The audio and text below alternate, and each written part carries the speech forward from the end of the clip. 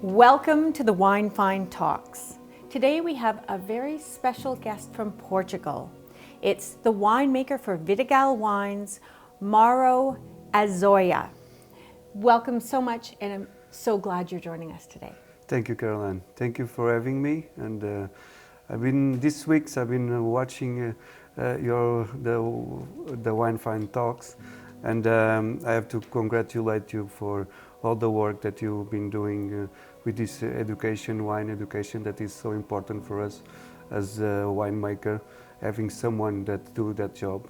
Thank you. That get to the consumer. Thank you very much. That's really nice. Well, I'm really happy to meet you because what you're doing at Vidigal Wines I think is very important, but it doesn't just come. You have, you're Portuguese, yeah, but you've worked all over the world. Yes. Now, can you tell us about your international experience? Yeah, I have the lucky to start my journey in Australia, and then in Barossa Valley. Then I passed by to New Zealand.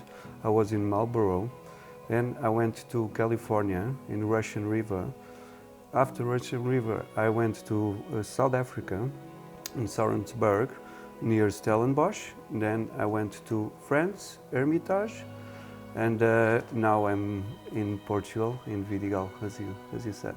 Well, I love that, because if you think of all of those regions, you've got the big, bold wines of the Barossa. Yes, you've got everything from there right over to the cool climate of Marlborough and France's Hermitage. You've got that. Yes, it was a long journey and very important for me, for my career, because I understand the different point of views, the different process, and the different grape varieties and how they are important in each country. Yes, and you work a lot with the indigenous grape varieties of Portugal, and so you bring that international experience to Vidigal. Yes. So how does that experience apply to what you're doing at Vidigal Wines? So I would say that I learned to do wine for the persons and not the other way around. So we learned to do wines for the market. I learned to understand the market, how the market, what was asking for in the wine, and not the other way around. Of course. And what is the market looking for in a glass of, say, affordable red wine from Portugal? I think the market is looking for fruit-driven wines, fresh, low in alcohol, good acidity, good balance, not too complicated on that target. And dry or sweet? Dry.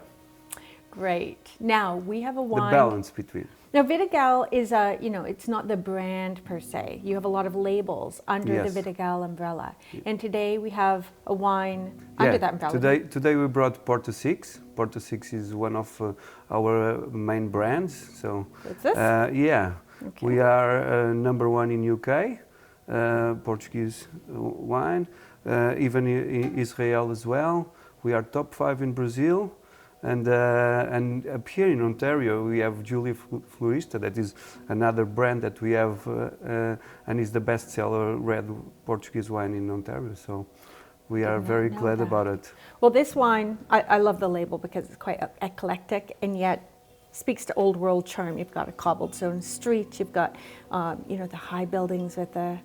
I love this. Yeah, it's Lisbon on a bottle. Yes. No? So it's the picture that if you visit Lisbon, you will take for sure.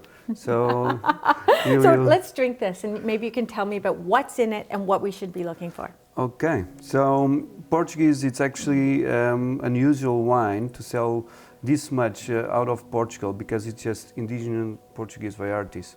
So up here, what we brought is with Tinta Roriz, you have all that blueberry and jammy part that you can feel all the jammy. You just said Tinta Roriz, right? Yeah, the Tinta Roriz is the Tempranillo as well, called the Tempranillo. Right, good clarification, because a lot of people don't know that. Tempranillo in Spain is the same as Tinta Roriz in Portugal. So how much Tinta Roriz is in here? So it's around 35%, 40%, but Caroline, it's not always the same. For us, the important is to keep the profile.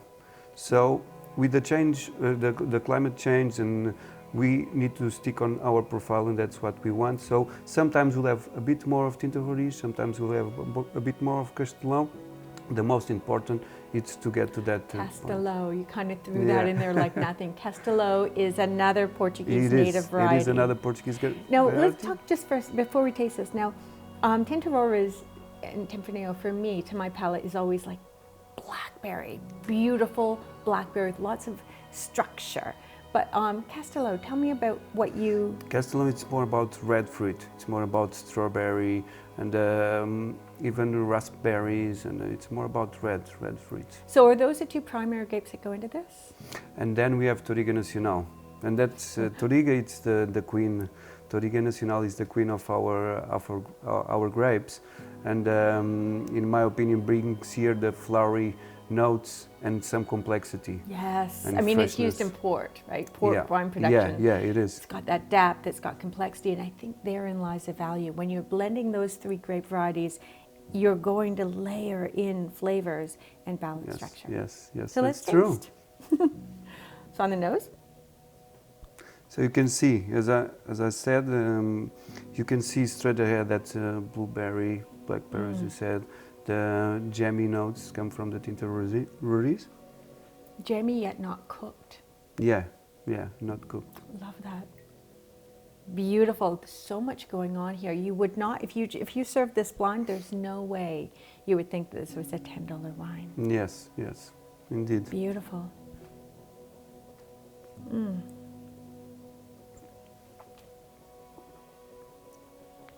Whoa. You see the elegance, the palate, very smooth, but you have freshness. You can feel that it's dry, you don't have, it's not... Fruit driven and yet still old world, earthy underpinnings, lots of complexity, a bit of spice, depth, length, it's still there, mouth coating and yet not at all sweet, mid-palate concentration. Yes. I'm leading the witness. Tell me how you strive for this. You nail it. It's that. And blueberries on the finish. It's like blueberry cobbler. Yes. Love that. This is such a lovely wine. Now, you're the winemaker. You know this wine very well. Before we cap the segment, tell me what you like to enjoy with this at the table. So I would say that I will enjoy it with cheese and a good sausage, or even a good Iberian jamon, or even with pizza.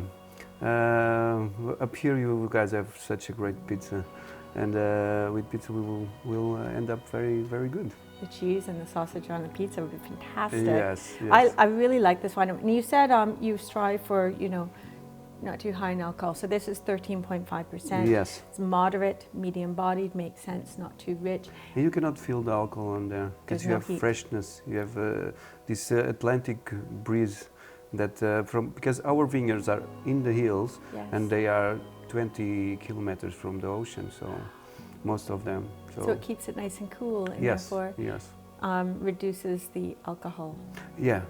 Moderates the alcohol. Well, speaking of moderation, it's interesting right now. There's a lot of people watching, making sure that they are very moderate and responsible with their drinking, and I think that's so important right now. It is, and it's one of our concerns. We have in other markets as well, and we tend in our days to decrease the alcohol and to peak earlier.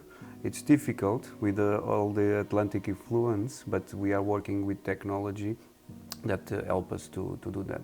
Well, my thing is always, if you're going to choose to drink, choose carefully and choose well. Have a very good glass, and I think that this is one of those. So thank you so much for joining us. Thank you so much for having me. Thank you. Cheers. Cheers.